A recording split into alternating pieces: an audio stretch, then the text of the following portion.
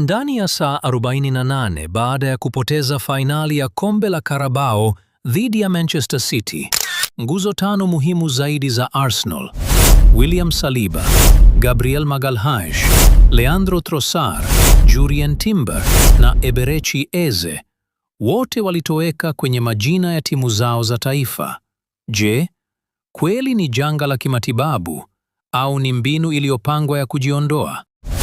Wakati Saliba na Gabriel wanacheza dakika 90 kamili kule Wembley, kisha wanadaiwa kutokuwa fiti kwa majukumu ya kimataifa saa chache baadaye, ni lazima tujiulize, je, hawa ni majeruhi wa kweli wa vita au ni saini za kwanza kwenye mswada uliopangwa kwa umakini kwa ajili ya hitimisho la msimu?